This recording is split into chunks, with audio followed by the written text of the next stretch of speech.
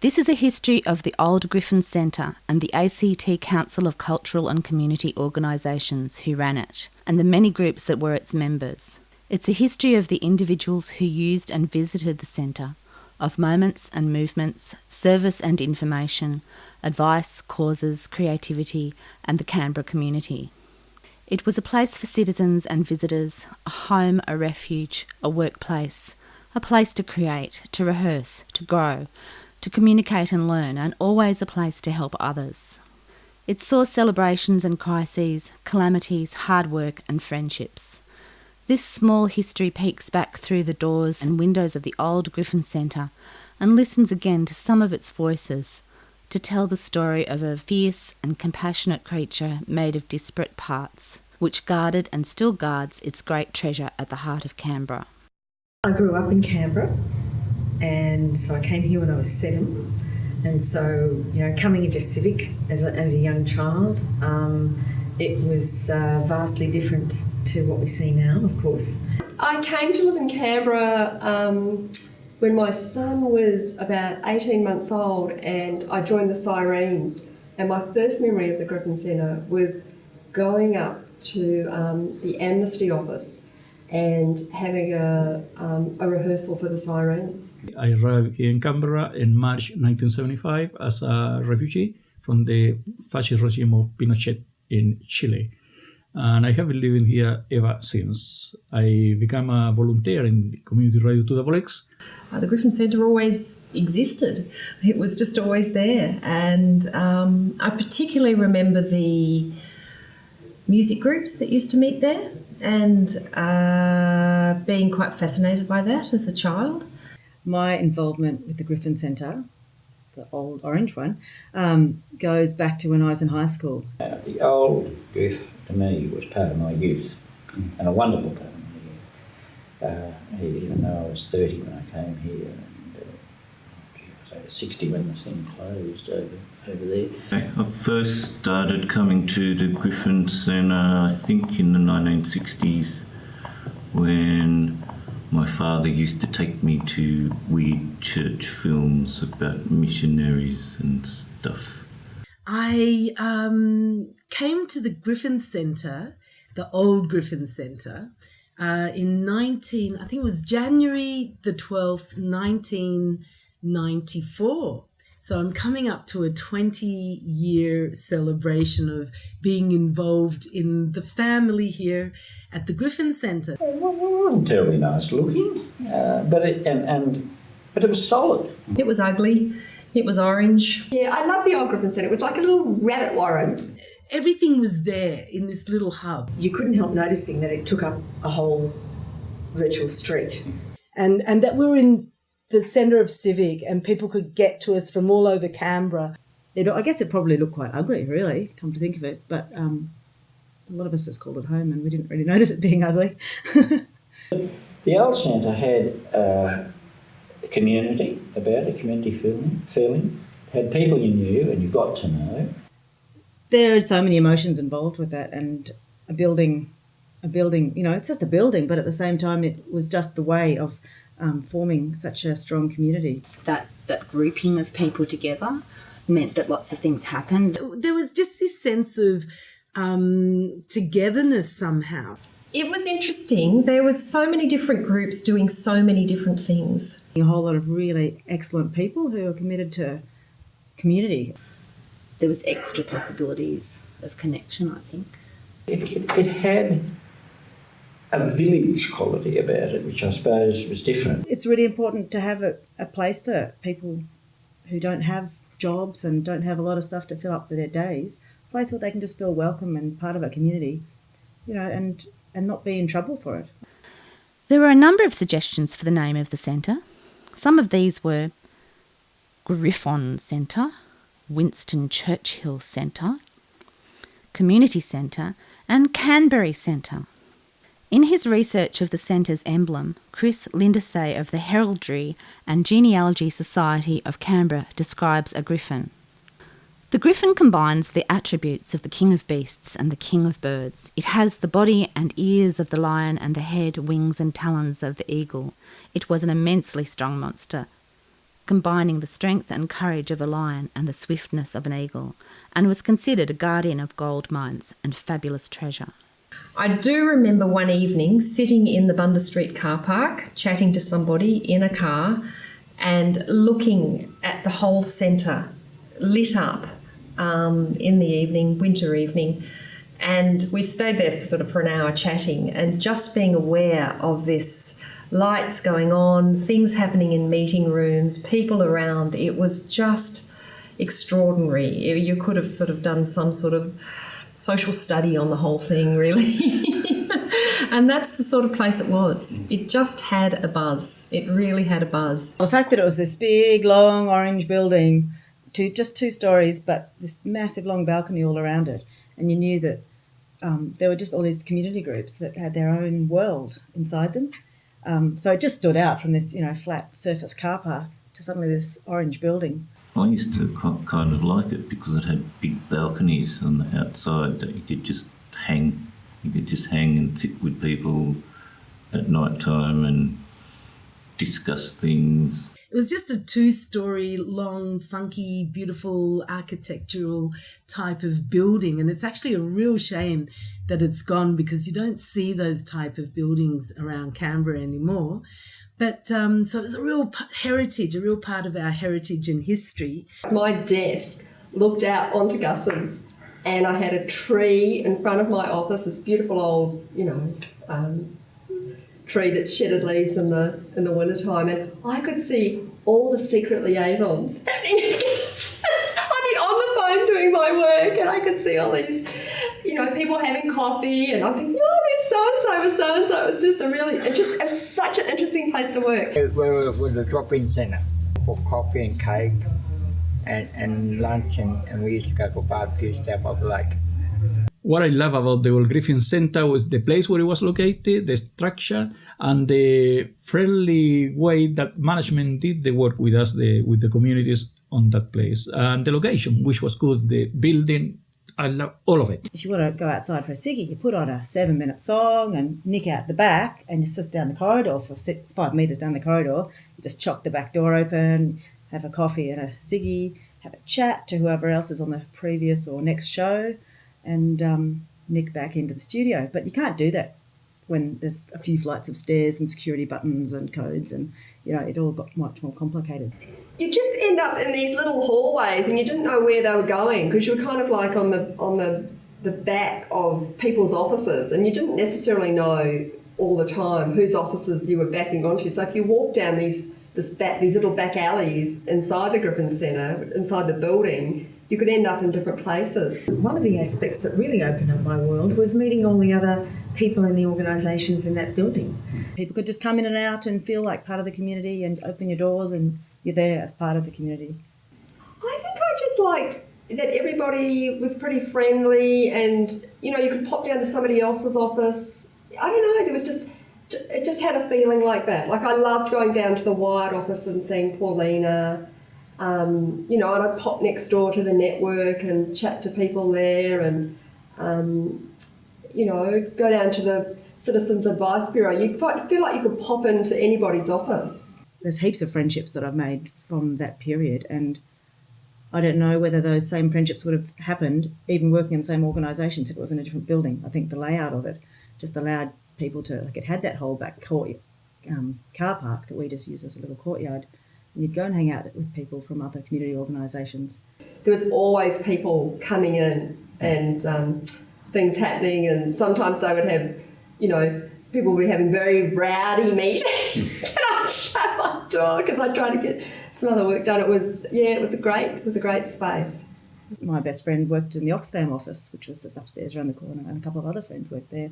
I still had friends up in the Wilderness Society office, so you had all your friends in the building. There was just this sense of absolute connection and community, and back in those days when people would smoke before it became sort of, people before health-wise we became more aware, you'd hang out the back, and that's really where a lot of amazing conversations would happen and partnerships would happen. You'd just be having a casual chat, and then the next thing you knew, you were working on something and on an event or on a project together, as quick and as simple as that. And your conflict resolution was going and hanging out in the back car park and sorting out stuff. Over its history, the Griffin Centre was always looking to its next phase, how it could survive, extend, how it could meet cultural and community needs in Canberra. The Griffin Centre had proved to be a place for groups to develop, small or large. It was a place that facilitated community activity.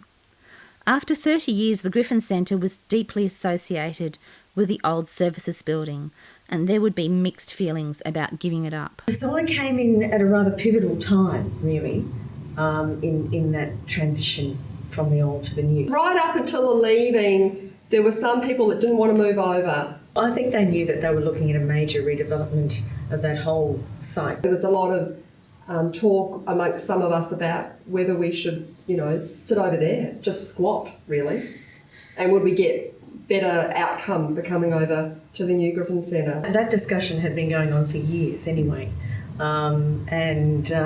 So when I came along, it was probably at least 10 years into the discussion of what would happen when we redevelop the new Griffin Centre. A lot of people were quite happy to come over and just, bite the bullet and come, but there were some organisations, a couple of organisations that weren't necessarily wanting to do that. It was really important to mark the occasion, and certainly I was one of the people that really wanted that. But it felt sad.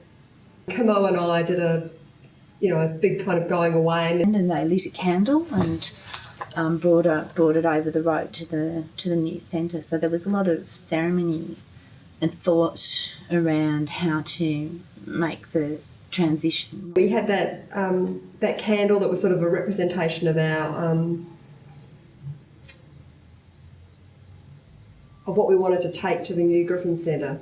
Yeah, it was really difficult, really. And I in fact chipped off part of the wall of the old Griffin Centre in our office and chiseled it away and took some with me, which was at the time a very good thing to do. And I took the door as well. I took the door that went out to the back of the Griffin Centre of our office that was painted tiger yellow, I think. Took it to the new Griffin Centre and it sat in there for quite some time. Even though when we moved to the new Griffin Centre and we felt all grown up and it was a proper office block building kind of thing, I kind of miss the old Griffin Centre and the mood and the feeling and the just the nice warmness that it had about it. I felt that we were more connected somehow, but because everyone was popping in and out. There's all of us there waving goodbye, and there's a lot of people there, they would be in their 60s, 50s, 60s, 70s, and I just thought that, gee, such great memories for them. The Griffin Centre often inspired long-term commitment from staff, committee members and volunteers. But you didn't have to be at the Griffin Centre a long time to know its effect. Everyone knew it. Everyone has a story from it. Everybody would say that once you know Bill Tully, you really know a true character in Canberra. He's such an enthusiastic individual. He'd always be there coming around and talking to you about things and riling you up and getting you to do things. In all my years in Canberra, I have been with a Vic Griffin Centre of some sort. And it's been good. Mental health seems to be the issue now, rather than community. And I find this a big loss. Community is much more of a bonding process rather than finding out how you can help people, It was a nice place to go and the people were nice and friendly. And then that's why I kept on going to the old Griffin Centre, because the people were nice and friendly and that they are willing to give people a fair go. Yeah. That whole youth centre space between the Griffin Centre and the skate park, it had a whole grassy sort of fenced off very little playground, but they also had free food in there. And that was what kept a lot of, I was a poor activist for a long time and living off not very much money. And the free food was a really good part of that. I remember going to a Christmas Day feast that the Hare Krishnas put on, and that was what a lot of homeless people and poor people used to come and do for food, and we built such a great community around it. Like it wasn't, it wasn't just free food. It was a whole community of people that you knew and who you looked after and looked after you. We have the Germans, we have the Italians, we have the Spanish, who have been here for a long time. We have the Latinos, late arrivals from 1974 onwards, from Chile, people from El Salvador, people from Vietnam start arriving, Nicaragua. The diversity of people is so insane.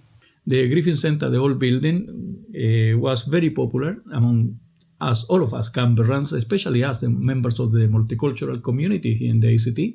Really, people bond. You make really strong friendships. You're going to bond, you're going to make a good friendship, and that's here at the Griffin Centre. Just meeting a whole lot of really excellent people who are committed to community, essentially, like no matter what it was, whether it was, social justice campaigning or environment campaigning or just being part of 2XX and meeting diverse people. Friendships were really, really strong and people with, similar beliefs and, similar kinds of understandings and respects. And we're all under this one house, this one roof of this beautiful, funky old building.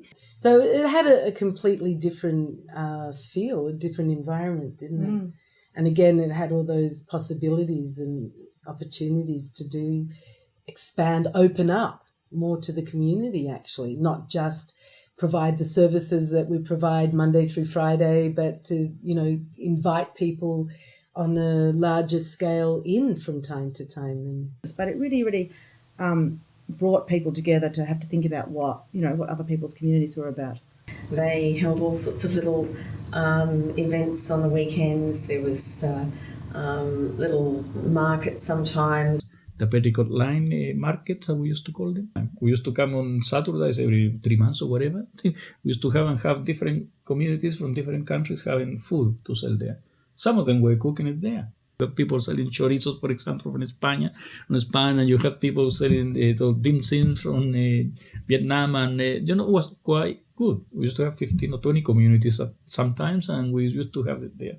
Put all on the line there, just all the different stalls, and having that, and people playing their guitars, basking people. Most of us were involved also to provide the information to our communities through Community Radio 2XX, which was the first community station in Australia to broadcast language programs. I used to do double exposure, lunchbox. I used to just fill in for people, and I used to produce ethnic programs. Provided information about our countries of origin, our music, and trying to incorporate our ways of living into the Australian society. And we'd get into the recording studio and we'd be there till 5 o'clock in the morning getting it ready for Sunday morning. And by 5 o'clock we were all in hysterics laughing, trying to get it edited down. It was the best place we ever have the station. Having a 2XX 25th birthday party seemed like such a big thing at the time, and that was 10 years ago. So it was called XXL, and it really was extra large. And it was XXL. It was the 25th birthday party. I mean, what a milestone to reach! It was 25 years of 2XX, but it was also one of the very few events that took over the whole Griffin Centre. I would call it a Griffin Centre festival. And we also linked in with the youth centre. Yeah. And had punk bands and metal bands there all day long. When the youth centre was around, there was always gigs on a Friday night. Punk band nights, Rock Against Boredoms, and all sorts of fun happenings. We used to run Rock Against Boredom there. A lot of people just played gigs at the Griffin Centre. It was just a nice place to go. We couldn't get bands from Sydney and Melbourne and Canberra and Perth and everywhere to come here. No one had ever heard of Canberra. So we tried to make it good here. Ranging from really punk, like Fugazi from Japan, and later on they had metal nights. In those days, that was a fun place to be because you could hang out off the balcony and, on a warm summer's evening. You don't get that kind of a venue to hire these days. The pavement was so big. It wasn't just a little pavement, so we could put a band there and film the band playing, and we had this graffiti board. Just across the road from the Senta Cinema, from the theatre there, and from Gus's Coffee, so people used to see us all the time. I got a part-time job at Gus's Cafe. And so I was looking across the road at the Griffin Centre while I was working there and wondering what was going on in all those little organisations in there. And I thought, which organisation do I go in first? I'd like to go and volunteer for something. We are volunteers. I'm a volunteer. I have been volunteer for 37 years now doing this program, and I think I will continue. It just so happened that I came across the door of Community Aid Abroad first, and I walked in there. Then my life changed. And volunteers just came in off the street too. I guess if you're walking down the street and you see someone's office, and you go, oh, look, there's Two Double X or the Oxfam office or the Wilderness Society. You know, you could just come in and go, hey, can I volunteer? And people did it all the time. Of course, I got snapped up, as with community organisations. I became part of the committee within a month. I was actually chairing the committee that ran the whole education program. Ended up being a full-time activist and being forest activist and living out of the Wilderness Society office pretty much. They were quite extraordinary years. That office was often the actual absolute hub of activity. A lot of blockades out of there, and that was my whole world for the whole early 90s. I remember when the invasion of East Timor happened, and the outrage, the community outrage around that, the desperation around wanting the Australian government to get involved. And so our office became the sort of centre of quick, let's organise something. Hundreds and hundreds of log trucks got brought into Canberra, and they got brought down Northbourne Avenue and ringed around Parliament House. Hundreds and hundreds of log trucks, and they were just, you know, it was a massive convoy, and they were honking all the way, and they were pretty angry. These log truck drivers figured out that the Wilderness Society's office was down the Griffin Centre, and so they all came down, and suddenly we found ourselves locked in this office with all these loggers pounding on the door. We got a telephone call one day from some people in Sydney that said, we want you to put hands in the lawns of Parliament House to, create a demonstration about native title. And that was extraordinary. We didn't even know what these hands were. We had no concept of what it was. The first Sea of Hands demonstration was 60,000 hands. We had trucks break down that were outside Canberra that were bringing the hands in, and we had to find trailers and utes to go and get them and bring them in. We had people trying to get these in the ground and so on. And then, of course, this whole beautiful big display of colourful hands on the lawns of Parliament House was done when Parliament wasn't sitting. And so that was all very good, splashed across the front pages of the paper. And then this mob from Sydney said, you have to do it again in 6 weeks' time when it's actually in Parliament and in the Senate and being debated. And we went, we can't possibly. There's no way we're going to be able to get, people together. And by that stage, the hands had swelled to 110,000. Where am I going to find the volunteers to put 110,000 hands in the ground? And 500 people turned up at 7 o'clock in the morning on a Tuesday morning before work, and those hands went in like magic. And they have always become quite a strong symbol of that reconciliation movement. There they dance and they meet and they have fun, and then they keep every party they come across as a guy again, and love flourish and start going. And I took my first girlfriend there. I mean, and maybe this is why I have such a strong connection with the Griffin Centre, because I fell in love with Bob in the Griffin Centre. I have 2 children, and I met their father from who came into the Wilderness Society to come and volunteer. A funny place to fall in love with somebody, really, because, he was working in the Griffin Centre as well, so he could bug me in the middle of the day and be quite romantic outside my office on the other side of that glass. He'd just be sitting outside that window, making all those smoochy things and trying to concentrate on the phone. It was very funny. Yeah. And I think, and then he died, and then, so that's my memory of him being part of that Griffin Centre too, in a way, I think. Maybe that's why I didn't really ever adjust to coming over here. I'm not sure. But yeah, I never adjusted. And I suppose when I was going through that grief of losing Bob, I can remember just going in there one day and just sitting on the ground crying with her. So, there's special memories of a space that you can, have a great remembrance of, I think. Yeah. One day came into Civic and actually saw the big fences up and the building had been demolished. And I stood there and cried. I couldn't believe it. I had no idea it was going so rapidly. It had meant so much to me. I'd fallen in love in that building. It was, some of my absolute best friends have been created in that building. The organisation that I was working for, Mental Illness Education ACT, had to move out of my house, or actually out of my bedroom, because it was running it out of my bedroom, and we found a little office within somebody else's office in the Griffin Centre, and it was the same office that I had gone and sung with the Sirens all those years ago. So it kind of felt like I was coming home. I love the Griffin Centre for that I could find a home in the Griffin Centre, and in amongst all the craziness and all the restrictions of life, I found a home. It was the best place we ever have the station. Fascinated by the breadth of diversity and different talents that were in that place. As I was walking up here today, I looked and I could see where the tax office is, because that's what's there now, the Australian tax office.